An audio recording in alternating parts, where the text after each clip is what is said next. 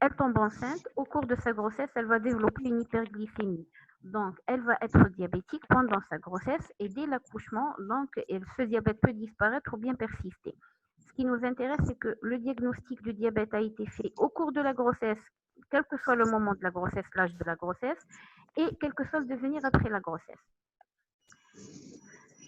Le diabète gestationnel est défini par une glycémie pathologique au cours de l'HGPO, donc l'hyperglycémie provoquée par voie orale avec la prise de 75 grammes de glucose. Si on a une glycémie élevée, donc une glycémie à jeun supérieure ou égale à 0,90 g par litre, ou bien une glycémie 1 heure après supérieure ou égale à 1,80 g par litre, ou bien une glycémie 2 heures après supérieure ou égale à 1,53 g par litre, il s'agit d'un diabète gestationnel qui doit être pris en charge. Donc, je reprends les manifestations bucco-dentaires. Donc, les manifestations bucco-dentaires, on va avoir une sensation de sécheresse buccale qui est due au syndrome polyuréthrique, donc hyperglycémie. On perd du glucose dans les urines avec un appel d'eau, donc on est en train de perdre de l'eau. On va euh, avoir la sensation de sécheresse buccale et de soif, qui fait qu'on doit toujours boire de l'eau. Donc, c'est un signe qui peut être apporté par le patient et qui va vous orienter vers un éventuel diabète sucré. On peut avoir des douleurs buccales dues à une inflammation chronique. On peut avoir une dépapillation de la muqueuse linguale, voire des signes inflammatoires. Concernant la maladie parodontale, il est noté une corrélation entre la sévérité de la perte d'attache, la durée et la gravité du diabète sucré. L'existence d'une maladie parodontale entraîne une augmentation des besoins en insuline qui diminue après un traitement parodontal efficace. Donc, la parodontite peut être donc une cause de déséquilibre glycémique chez un diabétique.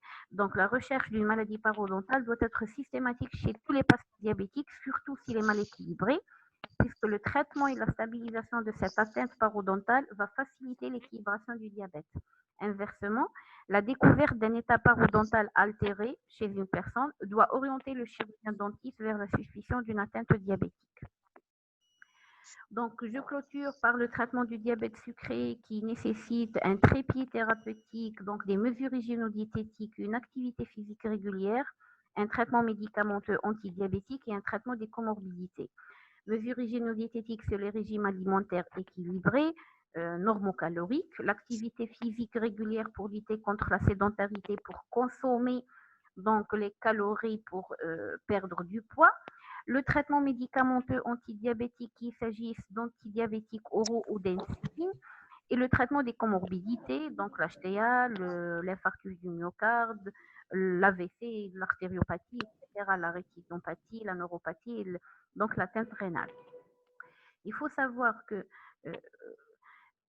un déséquilibre glycémique n'est pas forcément une indication d'insulinothérapie. Un patient qui se présente à vous pour une atteinte stomatologique, ça peut être donc une parodontite, ça peut être une carie, ça peut être donc une extraction dentaire.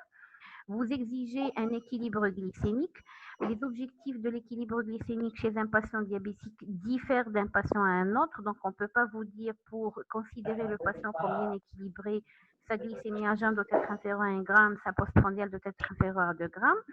Donc, c'est valable pour la majorité des diabétiques, mais on doit toujours prendre en considération les comorbidités que présente le patient pour fixer les objectifs thérapeutiques glycémiques. Ça veut dire quoi? Ça veut dire que si mon patient présente une rétinopathie diabétique sévère pour laquelle les hypoglycémies risquent d'aggraver les lésions, donc je ne vais pas avoir comme objectif glycémique une glycémie à jeun inférieure à 1 gramme. Si je suis devant une personne très âgée, par exemple, ou bien une personne cancéreuse, par exemple, donc qui est condamnée par sa maladie et non pas par le diabète, c'est une personne chez qui je ne vais pas avoir des objectifs glycémiques très stricts. Une personne condamnée par son cancer, je vais éviter les complications aiguës, je vais avoir des glycémies, des objectifs glycémiques qui permettent d'éviter que le patient soit en hyperglycémie, en coma acidocétosique ou en coma hyperosmolaire. Donc, toujours demander l'avis du médecin traitant du patient diabétique avant d'entamer les soins dentaires. Donc, pour voir est-ce qu'il y a une nécessité d'ajuster le traitement, est-ce que le patient est dans les objectifs glycémiques pour ne pas aggraver donc son hyperglycémie, son état diabétique. avant d'entamer donc les soins dentaires.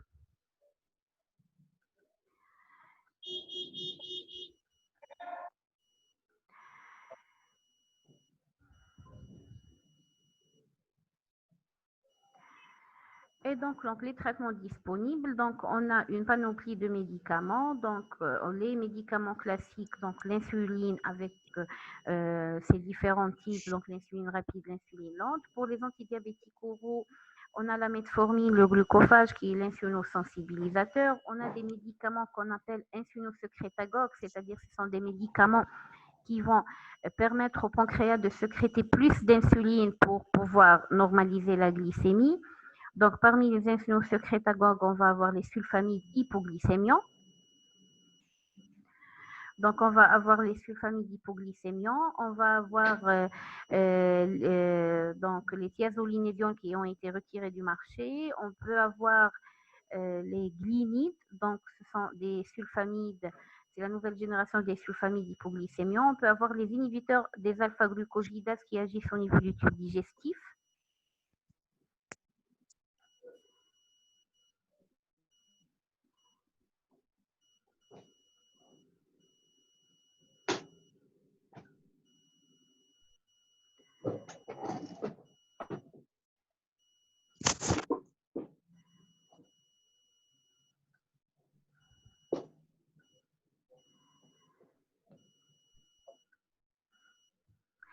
Et on va avoir donc la toute dernière génération des antidiabétiques, donc les agonistes du GLP-1, les inhibiteurs de DP4 sous forme de comprimés et sous forme injectable, et puis les inhibiteurs de SGLT2, donc qui n'ont pas encore été mis sur le marché, notamment en Algérie.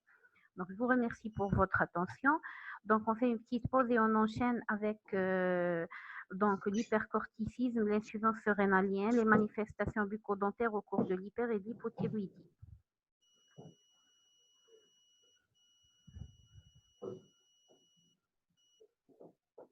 Des questions?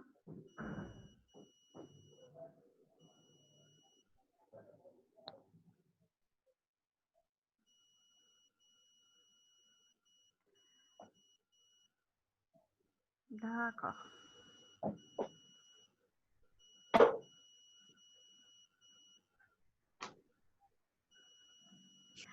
Donc, c'est quoi une cétose? La cétose, c'est un état. La cétose, c'est un état qui est dû à l'utilisation non anaérobique du glucose ou bien d'autres substrats énergétiques. Généralement, on va avoir une cétose qui s'installe quand on n'a pas assez de glucose. La cellule n'a pas assez de glucose pour produire de l'ATP, de l'énergie, parce qu'il n'y a pas assez d'insuline ou bien parce que l'insuline ne peut pas faire rentrer le glucose à l'intérieur de cette cellule. La cellule, elle a besoin d'énergie, donc pour produire cette énergie, elle va se retourner vers ses réserves, les acides gras et les protéines, les acides aminés. Donc, elle va utiliser les acides aminés et les acides gras pour produire de l'ATP.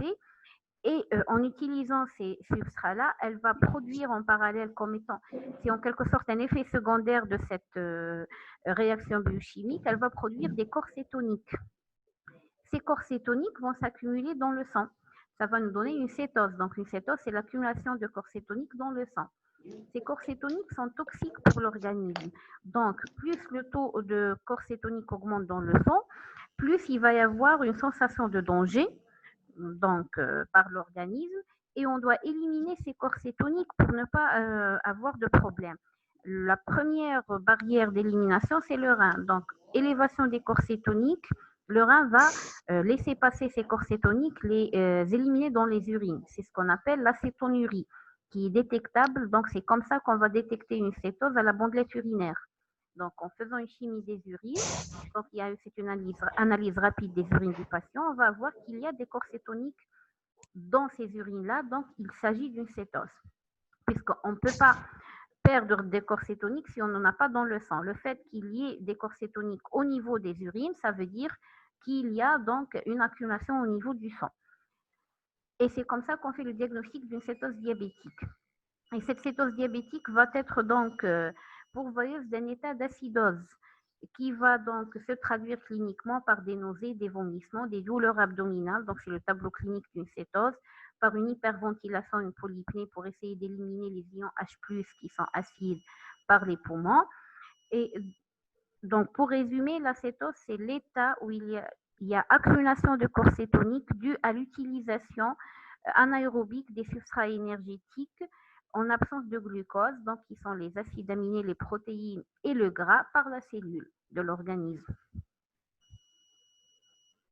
J'espère avoir répondu.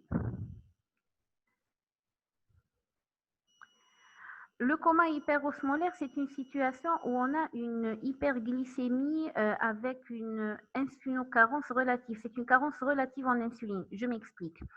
Vous êtes devant un patient diabétique, c'est un diabète type 2, qui commence à présenter une hyperglycémie très importante. Il s'agit souvent de sujets âgés qui n'ont pas accès à l'eau ou bien qui sont délaissés tout seuls. Donc, il fait une infection, le patient, et il y a une augmentation des besoins en glucose. Il n'y a pas assez d'insuline puisqu'il n'est pas traité par insuline ou bien parce qu'il n'a pas augmenté donc ses doses d'insuline. Ce qui fait cette infection qui vient survenir chez un patient diabétique va augmenter ses besoins alors que ses besoins, on n'en répond pas. Le patient commence à avoir de l'hyperglycémie très importante. Cette hyperglycémie entraîne un syndrome polydipsique important. Le patient, parce qu'il est par exemple paraplégique ou bien parce qu'il vit tout seul, n'a pas accès à beaucoup d'eau, ce qui fait qu'il ne va pas avoir une polydipsie, donc il ne va pas boire beaucoup d'eau pour compenser les pertes urinaires, il va tomber en déshydratation. Cette déshydratation fait qu'il y a une hémoconcentration, donc la glycémie va être plus élevée encore. Et cette hyperglycémie entraîne une hyperosmolarité, le sang devient hyperosmolaire.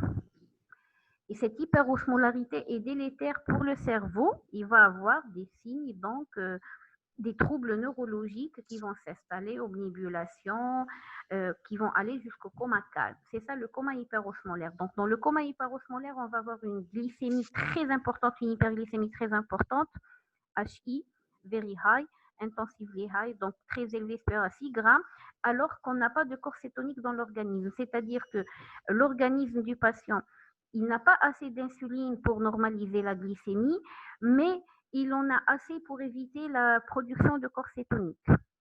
Donc, c'est généralement le coma hyperosmolaire survient chez des sujets diabétiques déséquilibrés qui présentent une affection intercurrente, ça peut être une infection, un infarctus, un AVC. Et c'est surtout des patients qui ne compensent pas les pertes urinaires, d'où la déshydratation, l'hémoconcentration, l'hyperosmolarité. Donc, une petite pause de 2 minutes et on passe au deuxième cours.